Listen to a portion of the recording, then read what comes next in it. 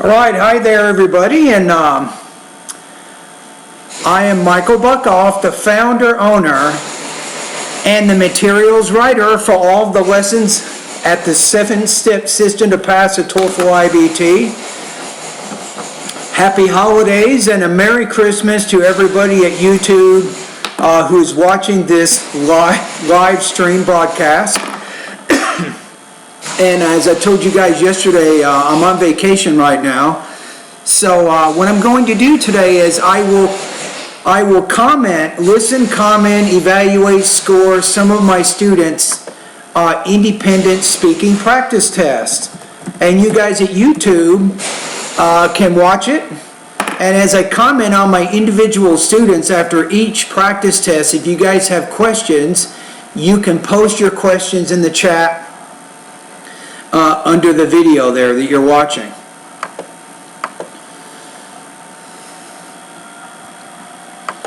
I'm checking my email right now to see who submitted me practice test from the other day. So it looks like one of my students just completed an independent writing practice test. So this one I will send over to my teaching assistant to score. He will score that one.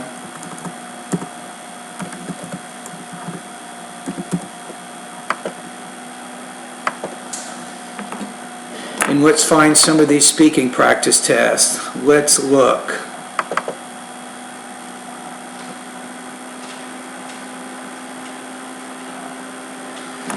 Okay, so one of my students, you might actually be watching this live feed right now. Let me see. Yes, I'm seeing your comments right now. So you sent a practice test to be scored, but yet you said it was, if I'm looking at it, 36 megabyte audio recording. What you want to try to do, Srikanth, is to send it, it's called MPEG Layer 3 or MP3 file. If you send me an MP3 file, it'll be much easier for me to download and listen to your practice test, and you have a lot less trouble emailing me that. You say, I'm trying to fix the Java problem at the VoxyPop site. Okay, so either you got two things going on right now. Either you have to send it by email or you do it by VoxyPop. So you have to figure out how to send a smaller file through email, or you have to figure out your Java problem at the VoxyPop site. So let's look at your question here. So do you know whether Windows 10 supports which version of Java for working VoxyPop voice recording, Professor? Honestly, I do not know. I don't know, really. Honestly, I don't know. So what I'd recommend you do is there are some instructions of how you can use what's called an exception. You can make VoxyPop an exception in your Java control panel on your computer, and it'll allow it to play that. So maybe try that. So you say, I'm getting fed up with this issue. I'm able to send you either through Gmail because it's not accepting. So how about this? You probably have a phone, am I right? How about this? Why don't you try to send me the speaking file through your phone? Phones send them, I think, it's an M4A file or something like that. And the students who send me speaking tasks through the phone, they're actually much smaller. They're very, very compressed files. In fact, they're not even 1 megabyte. And these students are recording over 60 seconds of audio, and they're sending to me that way. So Srikanth, why don't you try that? So let me make a comment here.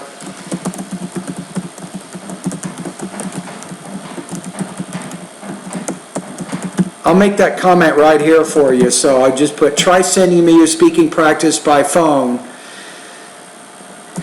Now, other students who might be watching this, hopefully you're not getting confused here, but a lot of my students who join my online course, they find me through YouTube. And some of my students, when I go live, at least over the last few days, they like to also participate in these live stream videos. So sometimes I will be talking directly to some students in the audience here. I know 4 of you are watching the video right now. At least one of the students here is one of my online TOEFL course students. All right, so that's what you want to try to do, Srikanth, is send me the practice test by phone, and that should be a very compressed file that way. Hopefully that will work. That would be my comments on that. We got to figure out the technology, right? Okay, let's keep going here. Let me go through my email here. Let me find some speaking practice from some of my students.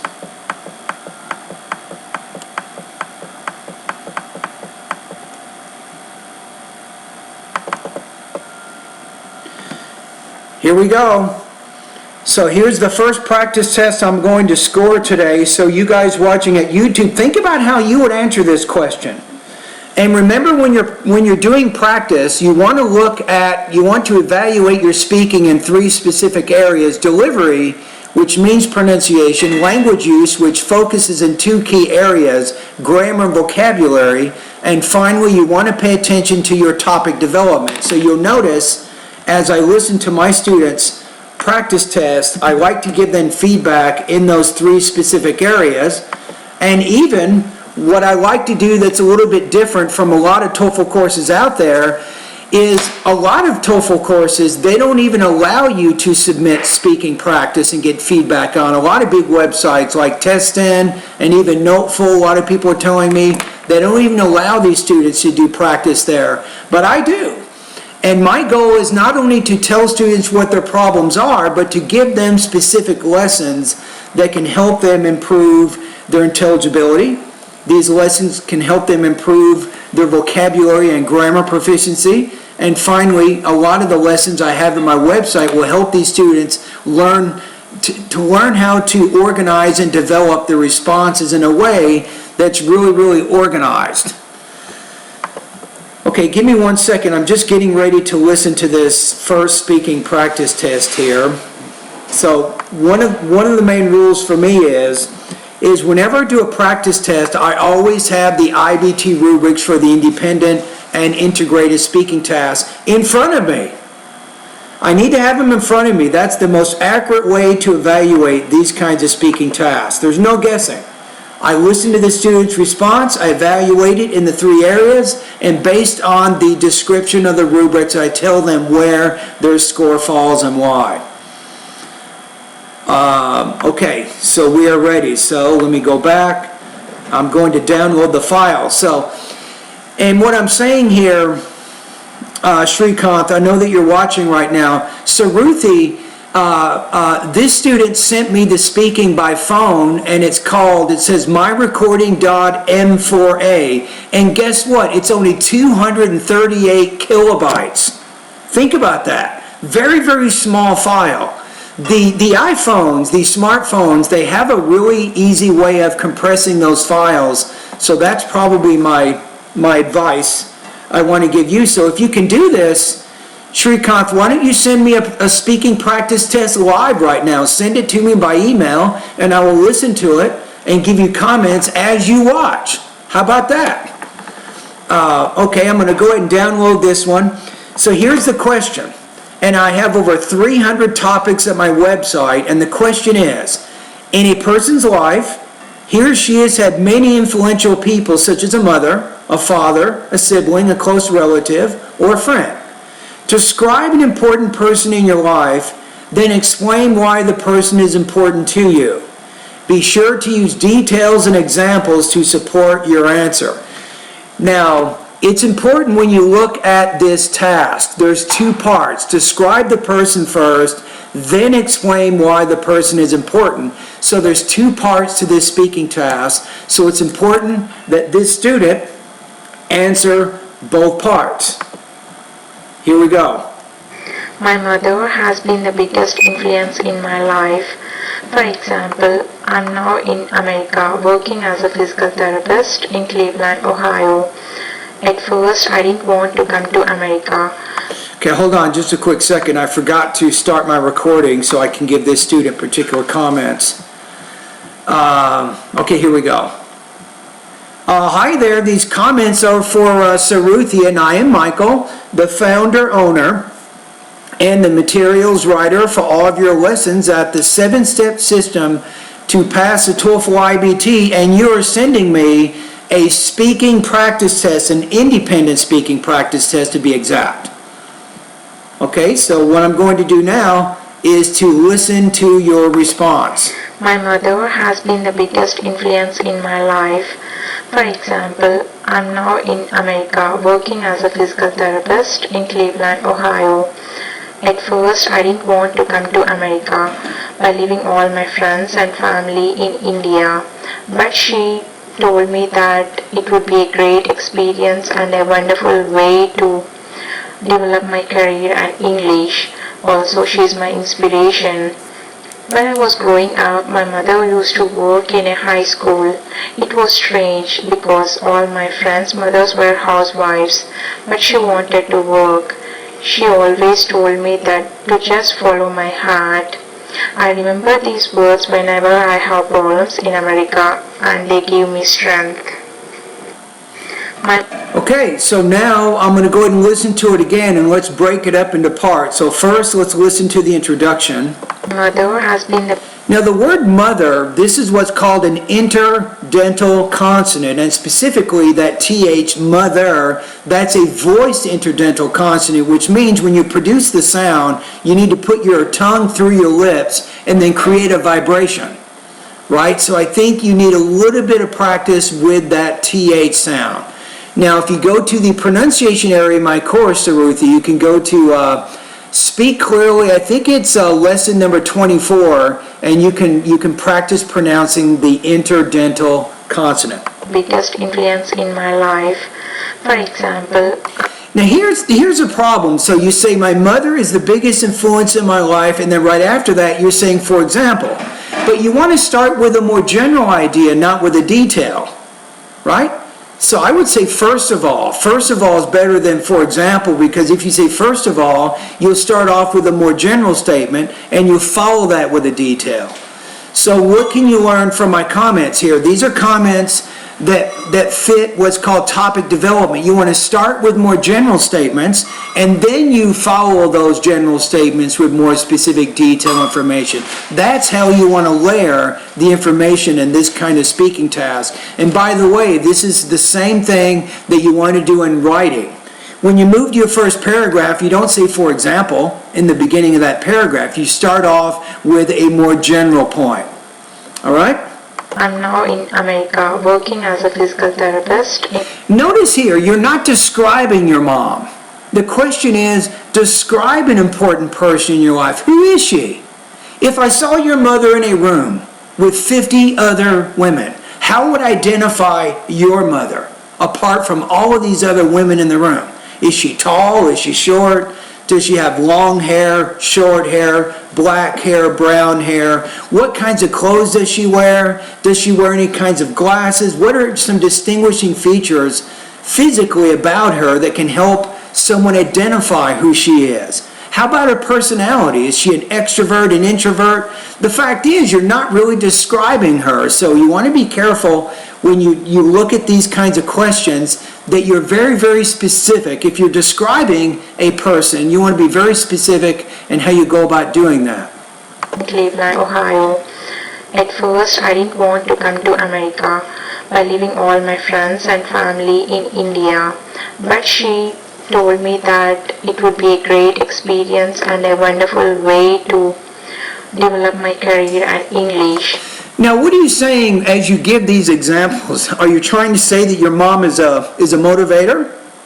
Right? So that if you think she motivated you, then you can precede what you're saying here with a more general statement. You can say, well, first of all, my mom is important to me because she motivated me in important parts of my life. Now, once you make that general statement, then you can follow that with the details that you're giving now. You see what I'm saying? So you still need that general statement. Also, she's my inspiration. When you say also she's my inspiration, you want to make sure when you move to that next point, you need to frame it within the context of why she's important to you. So you say, well, my mother's also important to me because she inspires me. and then you follow that with that specific detail When information. my mother used to work in a high school, it was strange because all my friends' mothers were housewives, but she wanted to work. She always told me that to just follow my heart.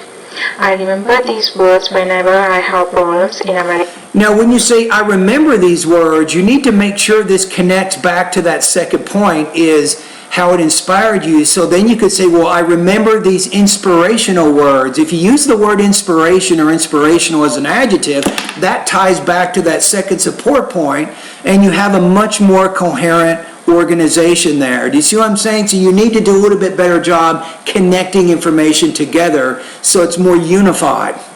And they give me strength. Okay, so here are my concluding comments on this particular practice test. Saruthi. So overall, you really did not answer that first part of the question, so that in and of itself is going to cause you a lot of trouble. Right, so that's a topic development issue. You should have maybe, here's your strategy.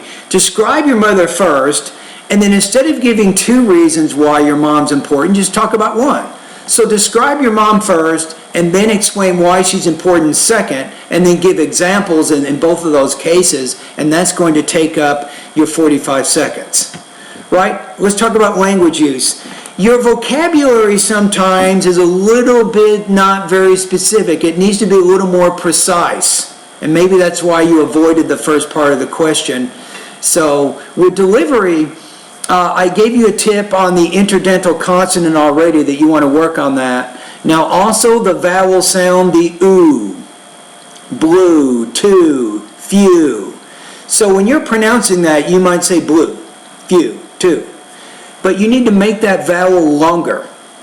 Now you'll notice in the pronunciation area of my course, I also have some lessons on vowel sounds, and you want to focus. What you do, focus on the longer vowel sounds of American English and practice recording some of those practice exercises, and that's going to be very important for you there. Now, another thing is when you're speaking, you have the tendency to speak in more of a monotone. You might say, my mother is important to me because she motivated me to study abroad. So you're kind of using almost the same tone throughout your response. And you want to vary your intonation, Saruthi, more than what you're doing. So how do you do that, right? So go to my pronunciation lessons 36 through 40, all of which will give you some very good practice with intonation. The main thing is you need to get used to varying your tone a little bit more, and you can learn all the intonation patterns of American English by watching pronunciation videos 36 through 40. All right, your score here, let's take a look. I'm going to put you at about 2.5 out of 4 in this one, 19 points out of 30.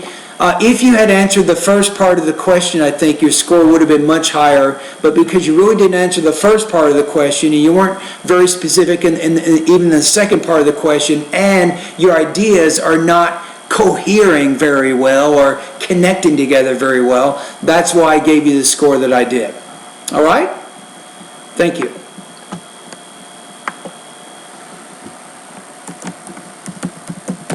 Okay, so I'm done with this speaking, and I'll just keep going through my email. And you guys at YouTube, as you're watching me do this grading, some questions may come up. You may watch my comments and hear me giving comments to my student, and you might have a question that relates to you and your own speaking or your own pronunciation, whatever, so you can for sure post your questions, and now is the time to do that. And I'm going to go ahead and email this student the comments that you guys all just listened to.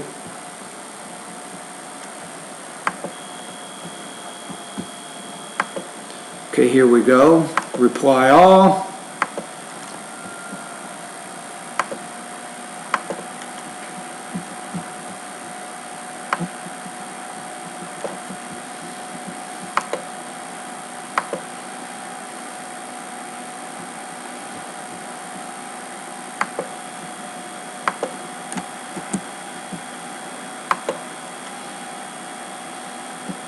Okay, I'm sending that message right now, and now I'm going to check.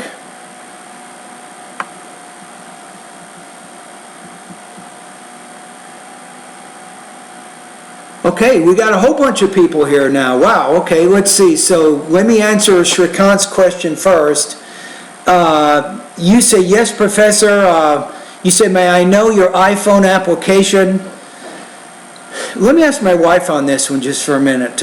Angela, how do students send in, if they make a recording on their phone, there's an option to record, like voice recording, and my students want to know, what is the application? It's just built into the phone already, right? I don't know. Yeah, my wife is going to check it right now, Srikant, but I think it's just the normal software that the phone provides. There is an option for you to record your own voice. My students do it all the time. Okay, let's go to the next question. Under utilities. It's under what? Utilities. I got it. It's under utilities, Srikant.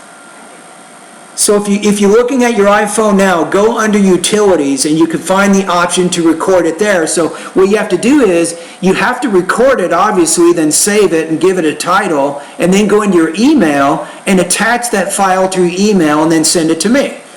That's what you want to do. That's how you want to do it. All right, let's go to the next student. So Thais Alexandre, you say, I have a question. How does the accent affect our score in the speaking task? Very good question. Very good question. So it does affect your score. So let's take a look at the actual rubrics. So when you look at the delivery explanation of how you get a score, and if you want to get a score of 4, it says this: you speak clearly with a fluid expression of ideas, with minor pauses and difficulties with pronunciation or intonation patterns. However, these minor problems do not affect your overall intelligibility. Right? So to get the perfect score, you can definitely have an accent. You can even have a non-native speaker accent. And the truth is, everybody has an accent. There's no such thing as speaking English with an accent. Some people speak English from Boston. They say park the cars in the yard. In California, we don't say that. We say park your car in the yard. In the South, they have a Southern accent. So everybody has an accent. The question is, here's the key, Alexandre. This is what you want to write down. As long as your accent does not interfere in your overall intelligibility, right, then you're going to be okay with it. That's the key. Now, if it says that you have some minor difficulties with pronunciation, intonation, or pacing, which are noticeable, and they require listener effort at times, but your overall intelligibility is not affected, that puts you in the score of 3, Alexandre. You hear what I'm saying? So I think the last one that you heard, this last student, for sure she had some specific problems with her tone and not varying her intonation, and it was a little bit distracting, and that is something that she needs to work on in order to improve her score, because it is very noticeable, and it does require effort on my part to understand what she's saying. However, her intelligibility was not significantly affected by the accent, but I scored her in the 2 range more because of her topic development, not because of her delivery, so you should understand that. But let's keep talking. Let's talk about getting a score of 2 out of 4 because of your pronunciation. So here's what it is. Although your speech is basically understandable, listener effort is needed because of unclear articulation, awkward intonation, or choppy, fragmented, telegraphic, and frequent pauses and hesitations. That's going to put your accent, if it's described like this, that's going to put you at 2.0 out of 4. Now let's talk about getting a score of 1. Hopefully nobody will ever get a score of 1, but if you get a score of 1, here's what happens. It says you have problems with stress, and intonation difficulties make it difficult to understand you. So if you go to the store and you say, hey, where's the conditioner, right?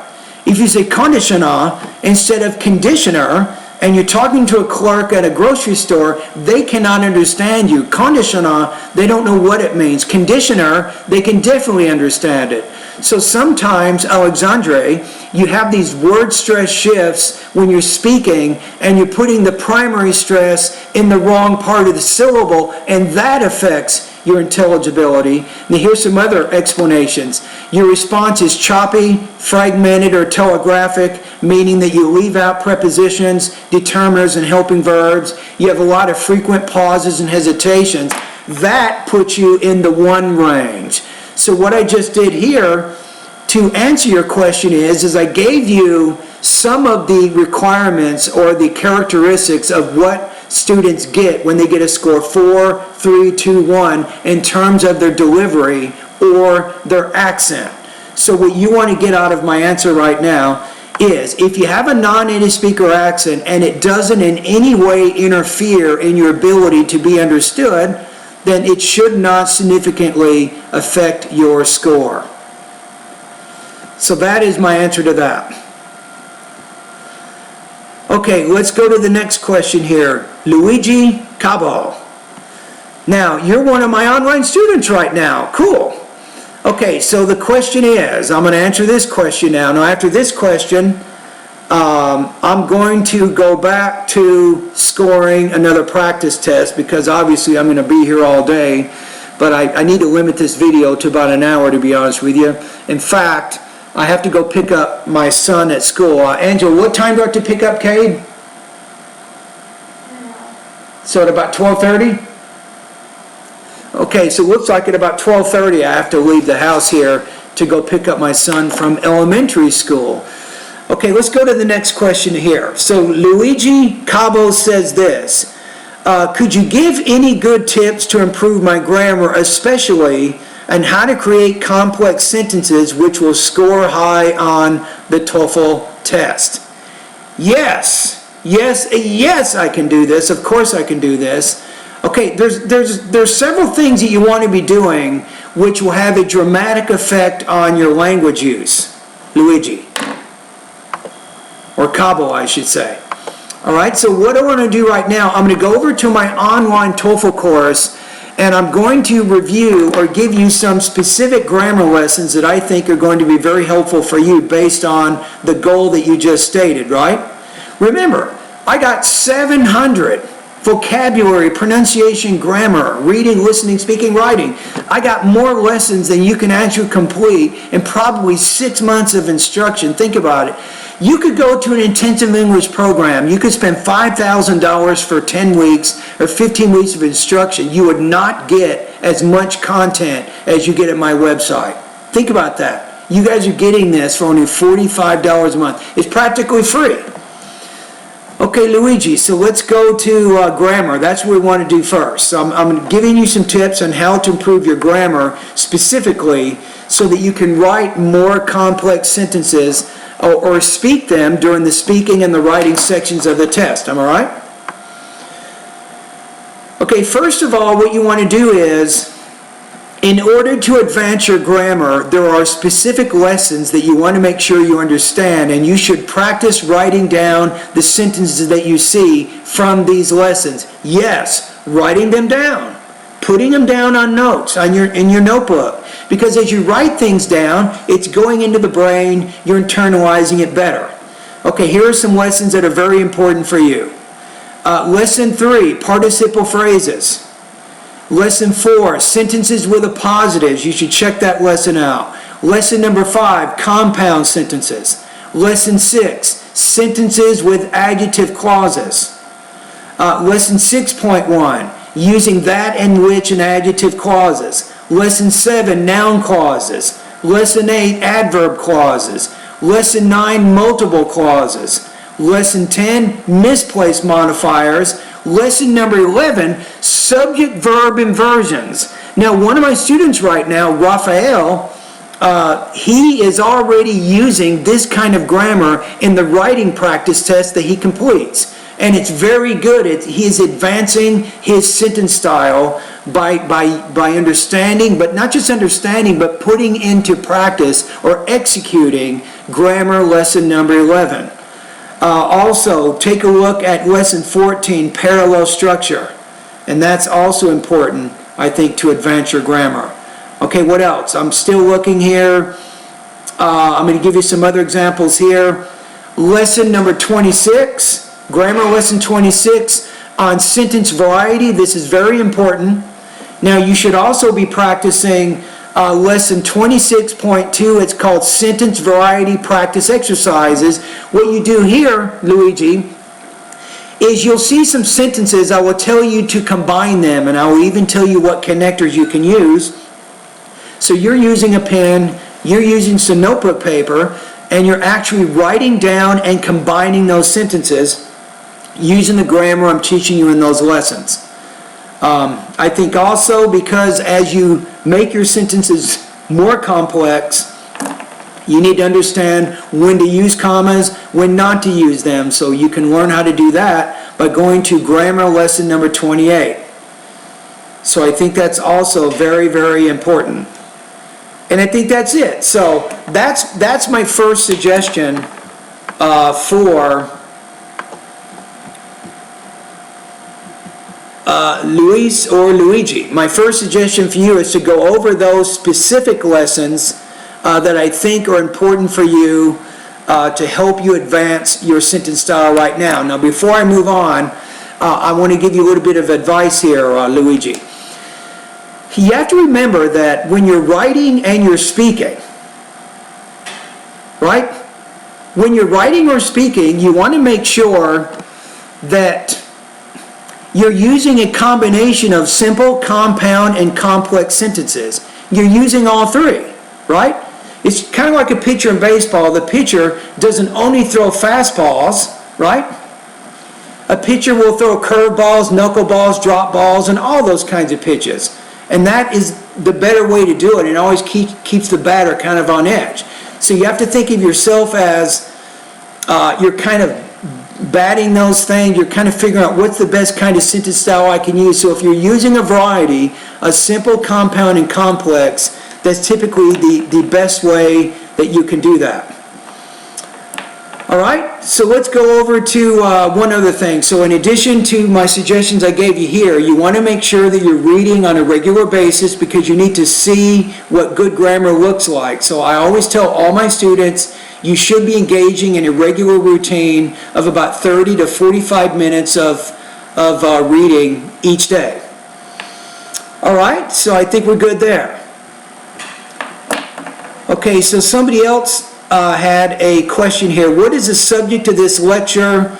You ask, and then you say, can you suggest some references for practicing speaking and listening? Yes, my online TOEFL course, the 7-step system to pass a TOEFL IBT. I have excellent practice in all areas to help you improve your English. So you also say you're just making advertisements for your courses now. If you don't like it, you don't have to watch the video. So I'm not forcing you to watch this, but if you're watching this, yes, I will tell students about my online course. Of course I will. However, I'm also giving a lot of good information to help students improve, and a lot of the students who are watching this video right now, they are my online students, right? Okay, let's move on. So I need to go to my email again. And the one who said, what is the subject of this lecture? Basically what I've been doing for the last few days, I've been doing live stream videos of error correcting my students' independent and integrated speaking tasks. So what you do is you will hear my students posting practice tests, and you will hear the kinds of comments I give them to help them improve their speaking abilities of American English. That's kind of what I'm doing right now. Okay, let's go over to the next.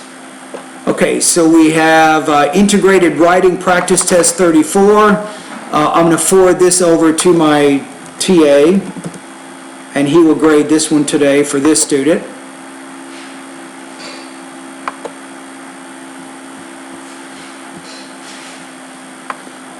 And this same student, Marcelo, he completed a speaking practice test also. So let's see what we have. Here it is. Okay, so the next one is, this is integrated speaking practice test number 13. So in this case, I think this is listening, speaking, campus related kind of a thing. So let's hear, and actually before I do this, I want to go ahead and click on the link where it says integrated speaking.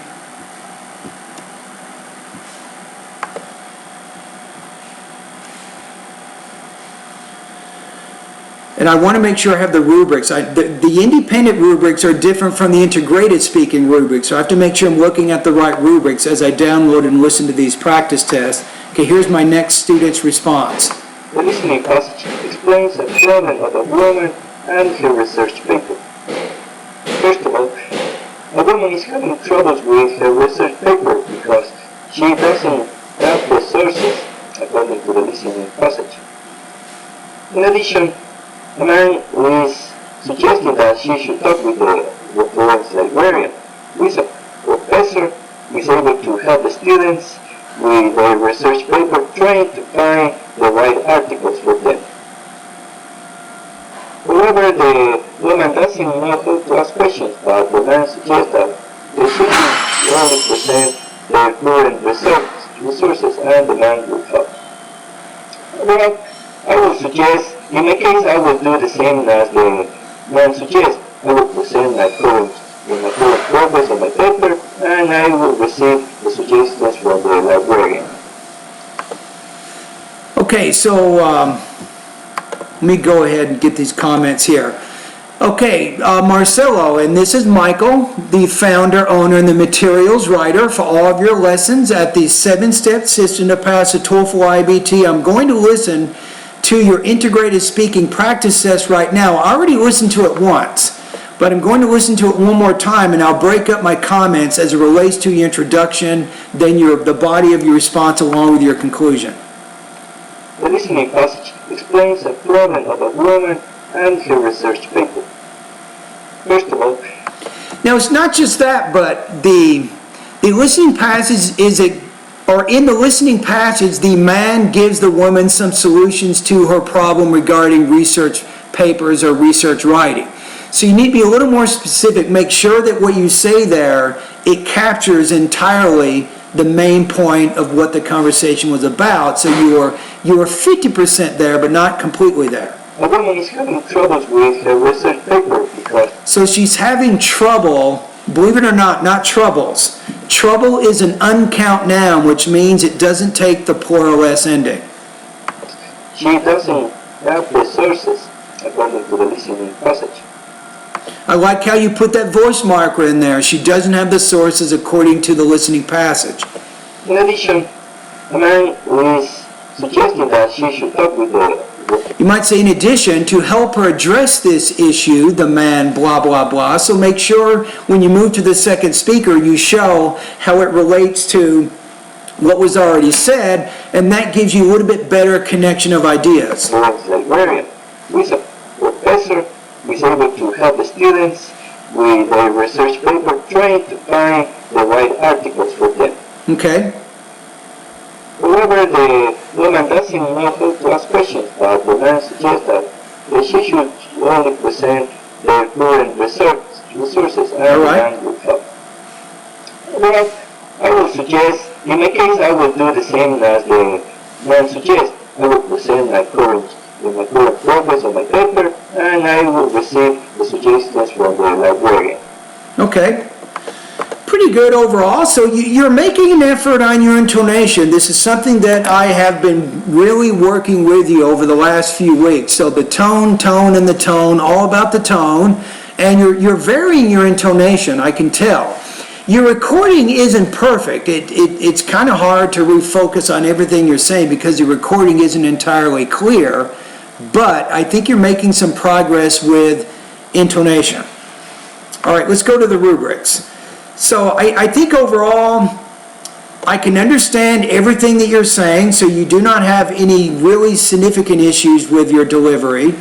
You had pretty good control, I think, over your language use, and you did put specific voice markers in there, so it was clear when you're talking about the man's ideas, It was very clear when you're talking about the woman's ideas. It was very clear when you're giving your own opinion. So I could keep track of who was saying what in the response because of the voice markers that you're using. So that's very good. So I think from language use, topic development, I think you were pretty good in both of those areas. The question is, could you get a score of 4? I'm going to say maybe, but to be safe here, I'm going to put you at about 3.1 out of 4, 24 points out of 30 in this practice test. So if you didn't get a perfect score of 4, I think there may be some minor issues with topic development, connecting things. You might get a little bit lower score because of some of those issues. But overall, I think you did a very good response on this integrated speaking practice test. All right, Marcelo, thank you.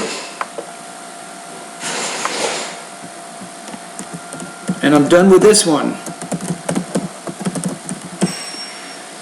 The student you just listened to here, he's been working, he's been in my online TOEFL course now for a little over a month, and he's really close. I have a good feeling. I think right now, if he took the TOEFL, he would probably get about 24 points on the speaking. It would be tough for him to get that perfect score. So as he practices and he gets more exposure to the language, I think he will continue to advance his speaking, and he will get the score 26. I'm confident he can do it. I've helped hundreds and hundreds of students reach 26, and I think that he will be able to do that in time. Okay, let me go ahead and send him a message. I'm going to go back and check out your questions at YouTube in just a minute, so give me a minute.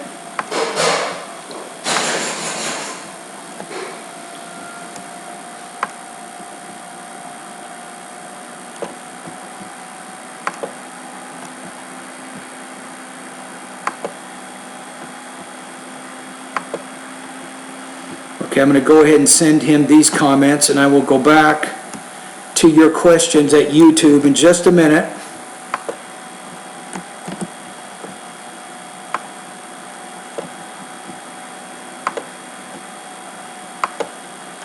Okay, I'm just sending my comments to Marcelo, so I am back here again. Okay, let's see what your questions are here. Okay, let's go to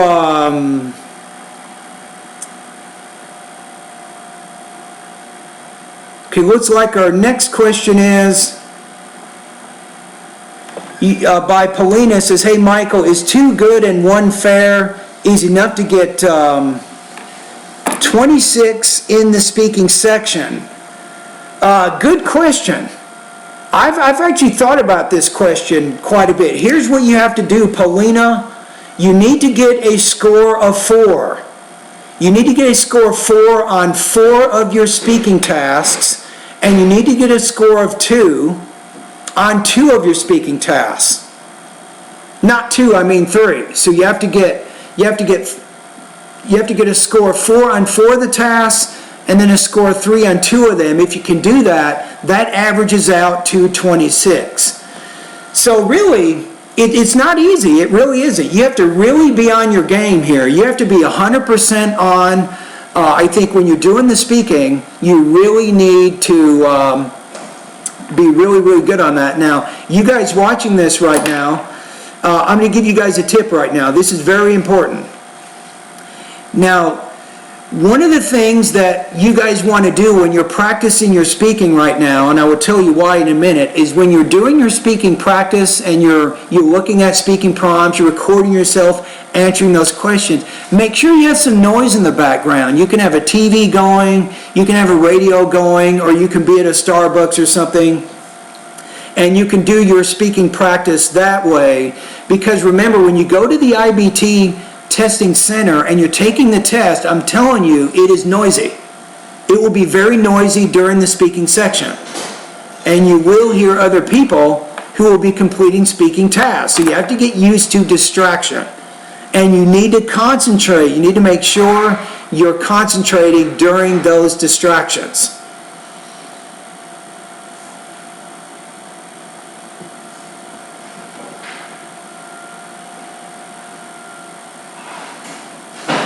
Okay, so Paulina, you said you're still getting around 24 points, right? So you have 2 good, 1 fair.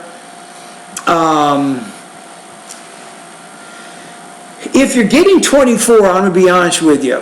So I'm going to address your question here. So your question really is why am I getting a score of 24 on the TOEFL IBT exam, right? That's kind of what you're asking. So if you're getting a score of 24 and you feel like you're stuck at that threshold, at that level there, I guarantee you it is delivery issues. That means you're having some problems with your pronunciation, and those pronunciation problems are bringing your score down. So that's what you have to do, Paulina, is you need to overcome the delivery issues. Once you overcome those delivery issues, and you're speaking more clearly in a more intelligible manner, I'm telling you, your score is going to go up. Now, how do I know this, right? Paulina, I did an experiment about 3 months ago. I had 3 of my online TOEFL course students, all of whom were stuck at 24 points out of 30 on the speaking section. All of them had taken the TOEFL test. They were all at 24. I told them, I said, when you're using my course and you're sending me voice recordings, I want you to concentrate more in the pronunciation area of my course. All 3 did. They took my advice. They started sending me pronunciation practice every day for about 4 or 5 weeks. Guess what? All 3 of these students, they improved their score from 24 to 27 points. So what am I telling you? I'm telling you, Paulina, is that you need to work on the pronunciation area. That's going to be more important for you right now, I think, than worrying about the language use and the topic development issues. Does that make sense? So think about that. That's my advice to you based on what you just said. Okay, I think I've answered everybody's questions here. Now, you guys that are watching, if you have another question, you can certainly post it. I'm going to go back to my email here, and I want to find another speaking practice test that I can grade right now. Let me go ahead. I'm going to go through all my emails. Every day I have over 100 emails, no joke. I get emails from people all over the world.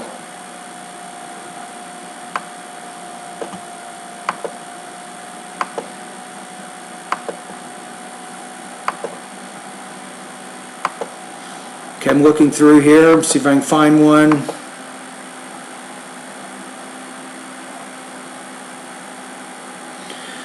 Okay, Shrikant, let me see here. You said, I'm talking to you right now. Let me make sure you're still at, okay, Shrikant, you just said another email here. You said, you say, I had been sent pre-test speaking response, so please check reply as soon as possible. I will listen to it if I find it, honestly. Now, you don't want to say I had been sent. You're using passive voice there, but you're using the subject I, right? So I would say I sent a pre-test speaking response, not I had been sent. I wouldn't even use the past perfect tense there. And that's a good question here. So you guys watching at YouTube here, here's a good question. What is the difference between the past perfect and the simple past verb tenses of American English? You guys ever think about this? Right? Think about it for a second. Now, usually, when we're using the past perfect tense, we're focusing on 2 actions. And the one action happens before the other, and they're both actions in the past. So I might say this, I had graduated by 2015. In that case, I'm using had graduated because I'm talking about 2 actions. 2015, which is in the past, and I graduated before that time, which is another past action. So the past perfect tense, it's kind of like using, if I explain it, it's kind of like the past about the past. Does that make sense? You guys understand what I'm saying? So it's kind of the past about the past. Notice, if I say by plus the time, and it's something in the past, that forces the past perfect tense. Now, if I say, I graduated in 2015, I'm no longer using the past perfect tense because it's an action. Both actions occur during the same year, and there's not one before the other. right? Now, that's one thing. And here's one more question before I move on. What is the difference, I'm asking you guys out there, I want you to think about this, what's the difference between active and passive voice? Right? Think about it for a minute. So with active voice, we have a subject, and the subject is the doer or the agent of the action, am I right? So I might say, I drove my car to the store. Excuse me. So I drove my car to the store, and I'm going to take a break here. Give me a second. I'm going to come back. I got to go grab some water for a minute here, okay? You guys hold tight. I will be right back. You can see the Christmas tree.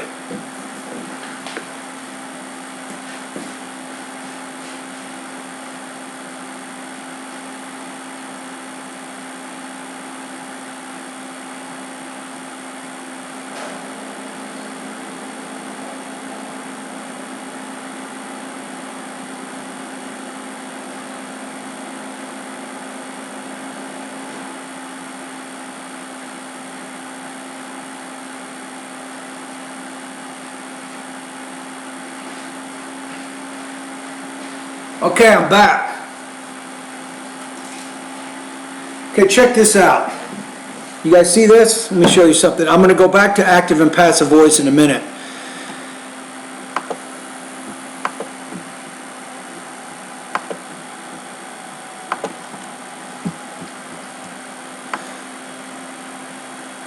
Okay, watch this. My son loves this.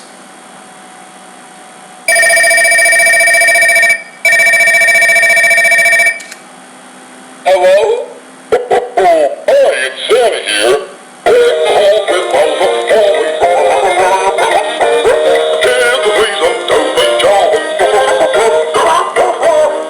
Goodbye, Santa.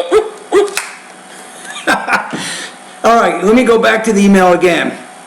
Okay, so active voice, essentially, you have your subject as the doer of the action, and in this case, you need an active verb, which means you don't need to use the be plus the past participle. So, I drove my car to the store is active voice because I is the doer of the action, then you have your verb.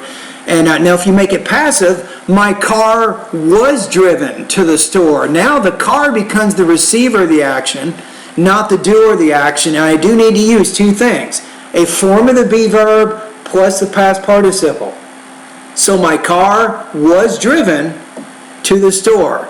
So Srikanth, I'm talking to you directly because you sent the email and you had the problem with, you had two problems in the sentence that you sent me. You're using the past perfect when you should have used the simple past, and you're using the passive voice when you should have used active voice. So just say, I sent a pre-test speaking response, so please check and reply.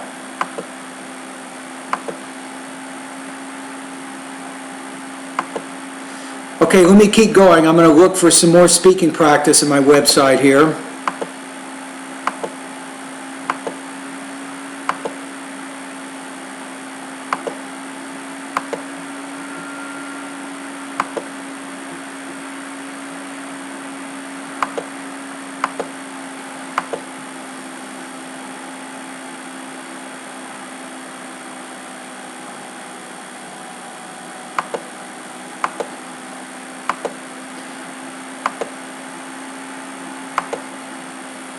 Okay, things are pretty quiet right now. Let me keep looking here. I'm almost done.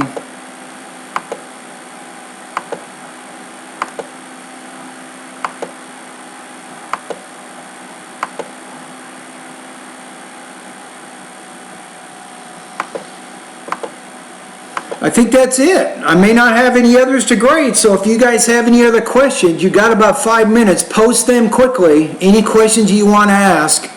Now I'm going to go ahead and check one more website. I have a VoxyPop discussion group.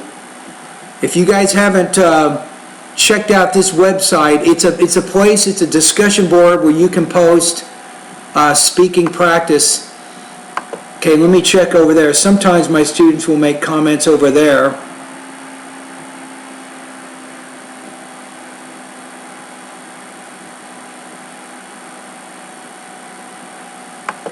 Okay, here we go. Let's see if anybody has left any comments here.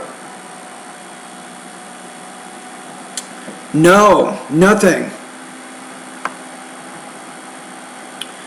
Okay, that's just about it. So let me go back to YouTube, and if you guys don't have any other questions, I will take a break for today. No, I'm not going to go any longer than I need to. Okay, I'm going to go ahead and check below here, see if I have any more questions.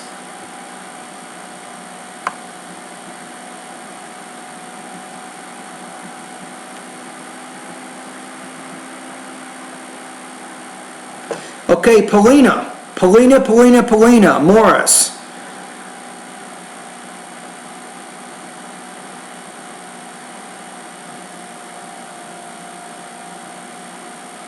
Okay, so let's look at Paulina for a minute here. So it says, do you provide special courses for that? The answer is yes, and it will not bust your budget, I promise you. You have another question, says, the matter of fact is I'm stuck with 23 or 24 with 1 good and 2 fairs. However, I also got 24 even when I got 2 good and 1 fair. Should I go to rescoring? But this is what you're throwing me off here. This is what's throwing me off. There are 6 speaking tasks, right? There's 6. You have speaking tasks 1, 2, 3, 4, 5, and 6. And let me go to Google for a minute here. Let me bring up the rubrics.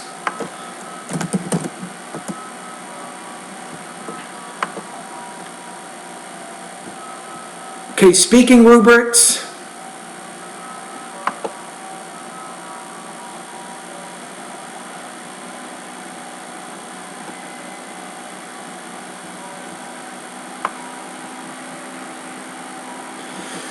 Okay, so like I was telling you before, if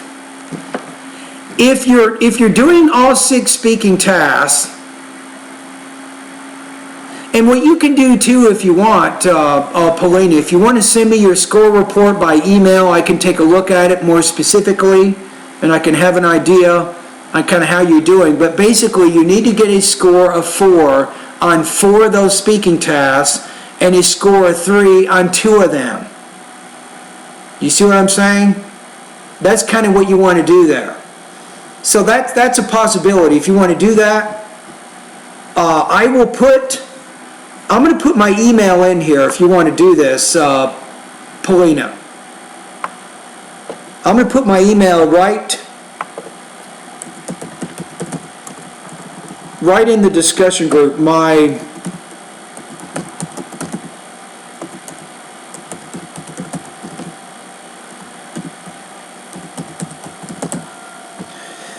email here, I will put it right in. You'll see it. You see that, Paulina?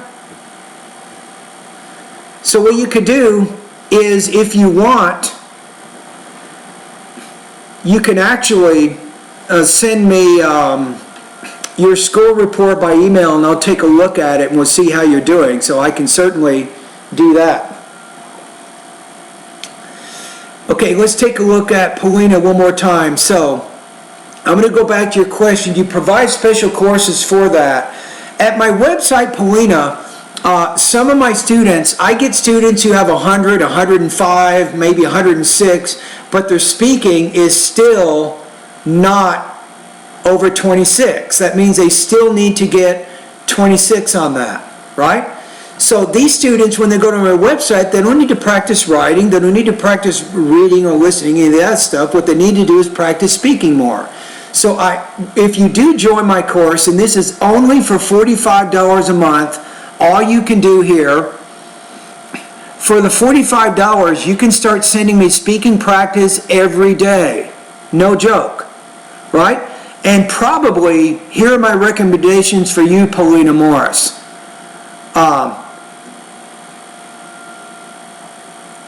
Okay, I'm looking at your comments here. So you got 4 4s and 2 3s.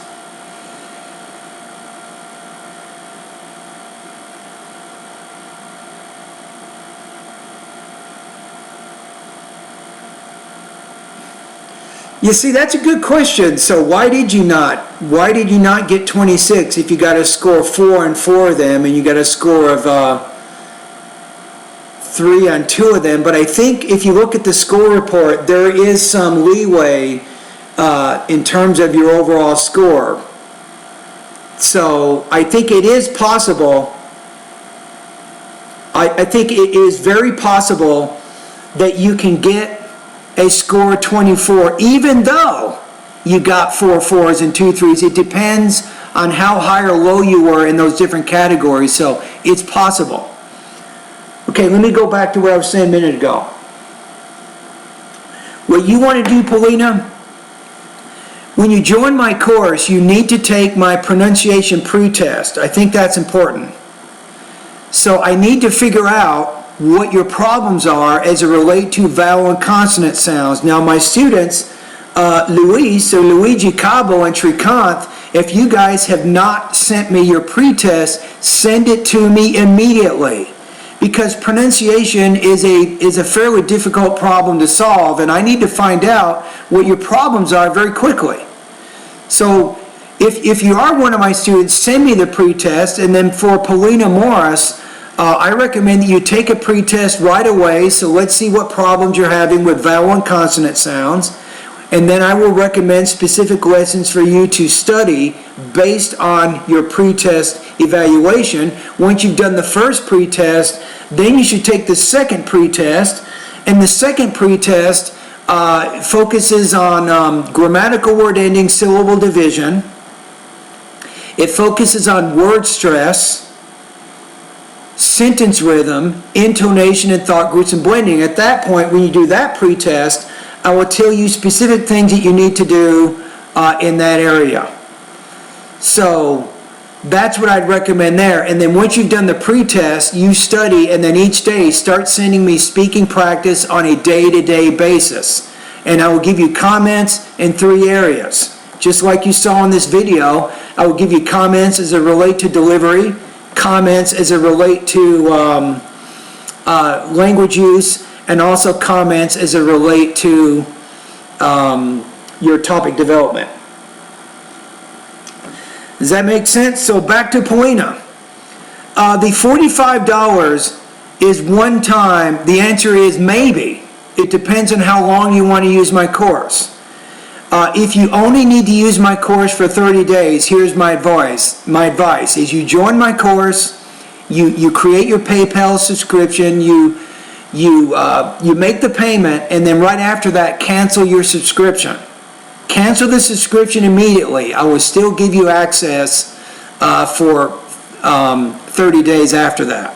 That's what you want to do. Now, if you think you might need my course for more than 1 month, you don't have to do anything until you're ready to cancel. You can cancel your subscription at any time for any reason. And I don't know, I'll be honest with you, Paulina, it just depends on what kinds of problems you're having, and that will determine how long it will take for you to solve those problems. But you don't need me or anybody else to tell you this. And you do not need an online TOEFL course for this advice right here. So everybody who is participating here right now, I'm going to name everybody right now. We got Paulina, we got Luigi Cabo, we got Srikanth, we have, and I can't make out the one name, but everybody watching this, you guys want to make sure that you're using English every day, as much as you can all day long. In fact, you may get like a note card or something. How about this? Take this. Let me show you something. Put this on your mirror in your bedroom, in your window, in the bathroom there. Put it on the mirror here where it says Speaking 26.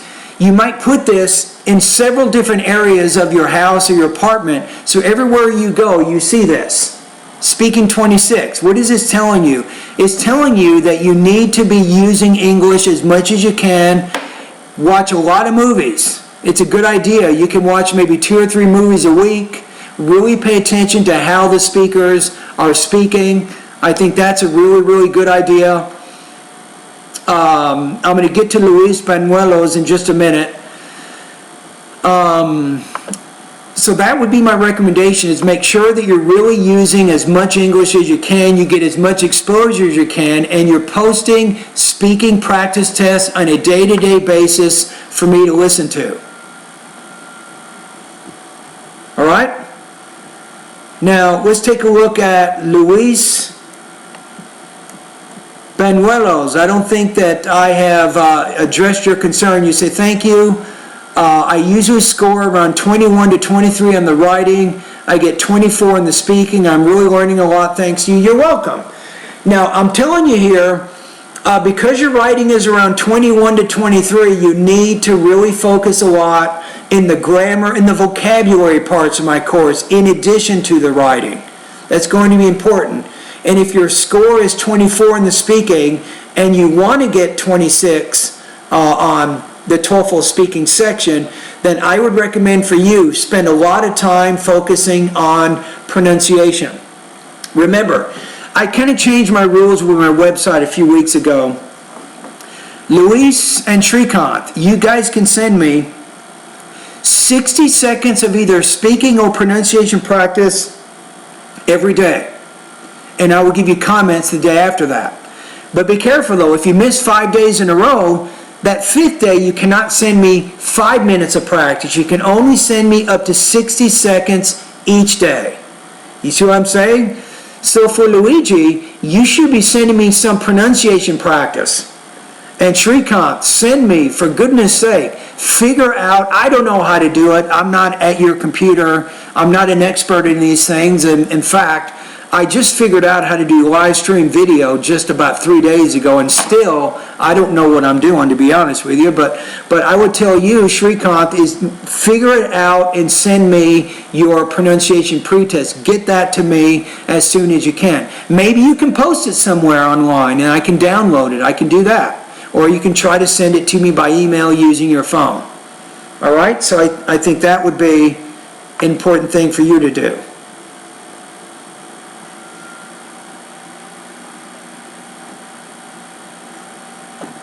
Okay, let's look at Paulina Morris. It says how to take the pretest. It's easy. Once you become one of my students, I will send you a password and a username. You go to the pronunciation section of my course. The very first lesson is the pretest. Using your phone, I recommend, Paulina, using your phone, you're going to read some specific pairs of words. You'll answer 3 questions at the end. You record it. It's about 6 or 7 minutes of audio. You're going to send that to me for evaluation purposes. That's how you take the pretest. Right. And Luigi said it.